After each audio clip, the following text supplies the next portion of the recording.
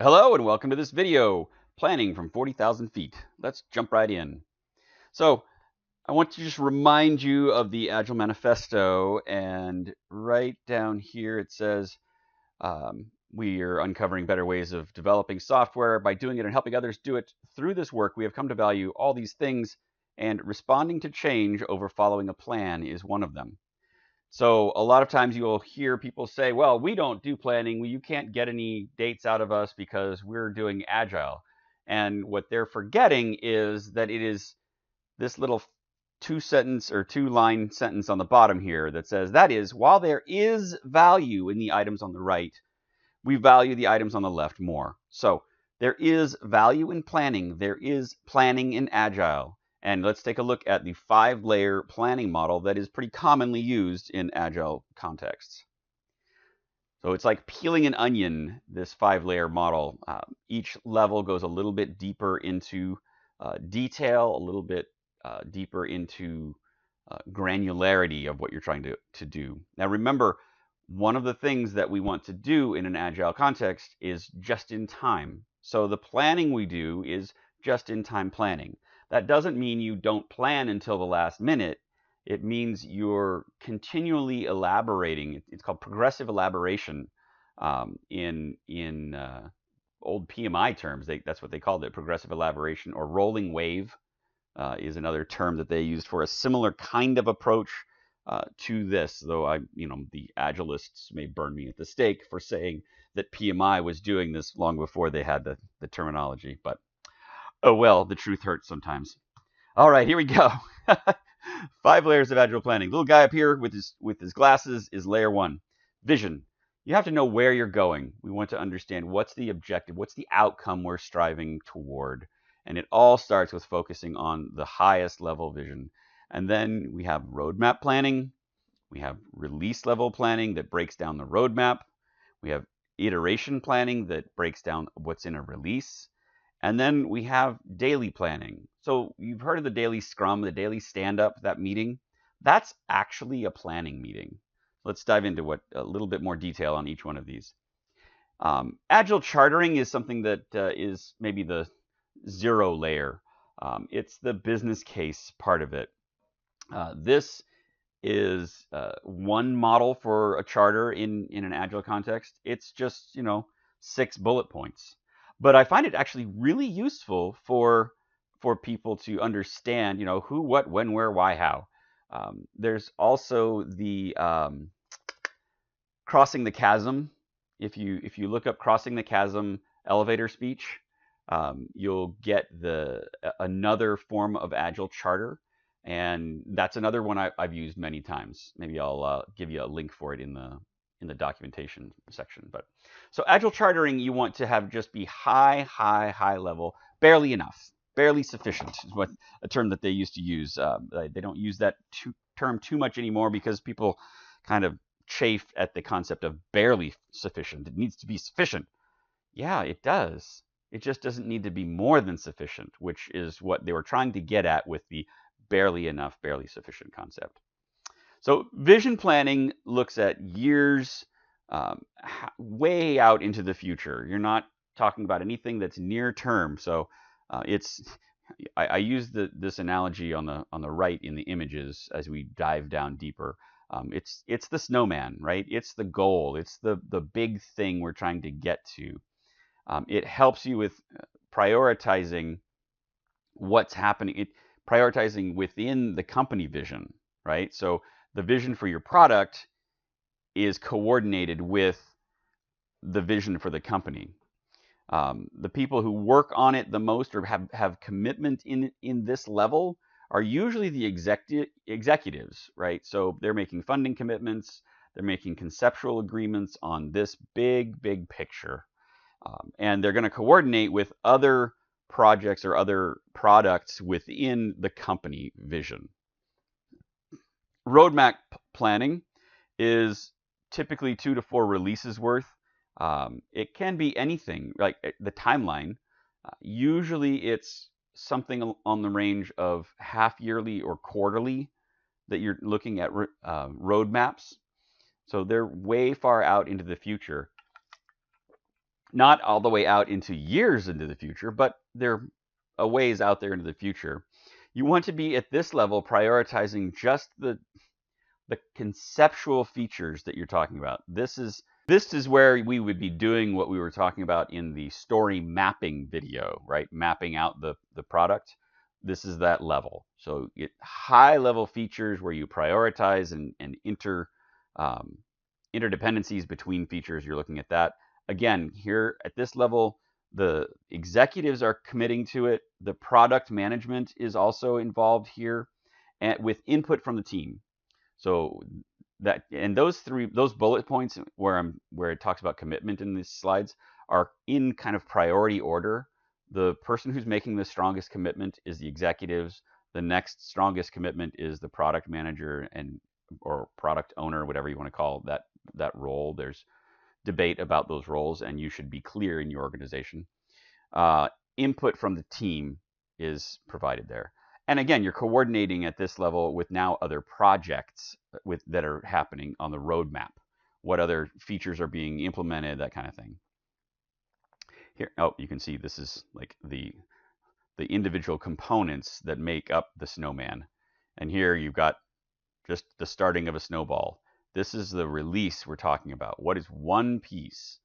And one piece is somewhere between 2 and 4 iterations usually, though in really well-running agile organizations, a release is every iteration, maybe even a release is every day.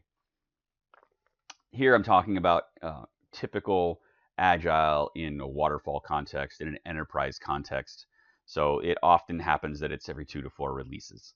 Prioritization in this context is looking at the roadmap and the vision and understanding why we're doing what we're doing in this place. We're wanting to look at the epics. So we're not talking about those in the story mapping exercise. We had high level feature discussions. Now we want to break those high level features into the epics that make them up. And we want to plan those into each release, right? Where did those fit in each release? So you're kind of breaking the high level thing down into a more granular element here. Here we're wanting to commit our level of confidence to the executives, right? So the delivery team has a higher level of ownership here, right, than the product manager or owner, because they're having to say what we can actually put into a release. It's hard to say which one's higher in this case, because there's so much back and forth at release planning. The product manager wants to say, this is the priority of the things I want in the release. And then the delivery team says, we can probably get you XYZ based on our velocity and our history. And then the product manager or product owner would come back and say, well, then I want to prioritize it this way, because it may actually change their prioritization given what could be in a given release and the relationships between those things.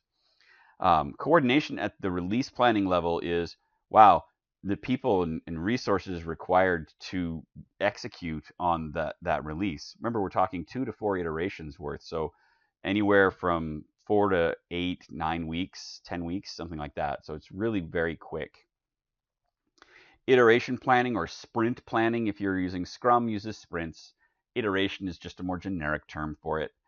Here we're talking 2 to 4 weeks worth. We're wanting to prioritize this in relationship to the whole, the roadmap and the releases and the vision. How do we fit in there? We want to be constantly remembering the why.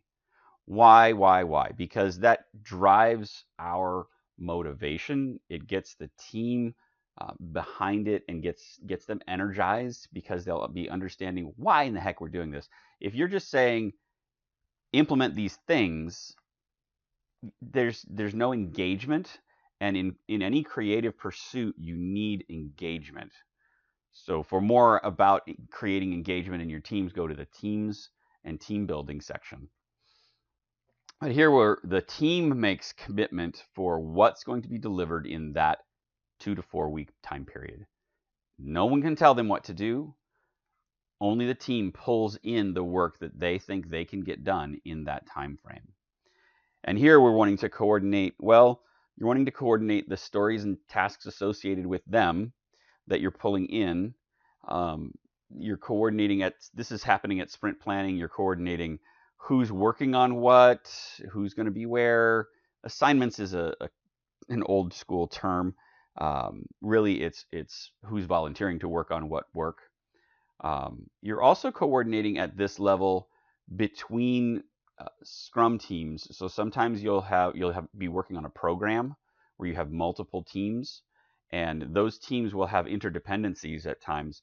So you'll want to be coordinating across those things. So the delivery teams will be coordinating with each other. So that's the iteration planning. That's sprint planning.